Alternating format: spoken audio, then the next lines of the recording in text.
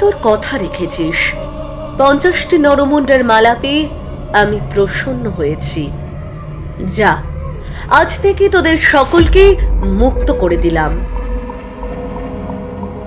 ভাবছেন কি বলছি? না না না, আপনাদের মুক্ত করছি না তাই বলে। হ্যাঁ, কেন এই কথাটা বললাম জানতে ইচ্ছা করছে? জানতে হলে অবশ্যই শুনতে হবে হন্টেড স্টোরিজ চ্যানেল। এই সপ্তাহে আসতে চলেছে লেখক দেবোত্তমদের কলমে ডাকাতকালীর মন্দির। আর এই গল্পটিতে আমি আছি স্বয়ং দেবী ডাকাতকালীর চরিত্রে। শুনতে ভুলবেন না কিন্তু, আর অবশ্যই বেল আইকন প্রেস করে দেবেন।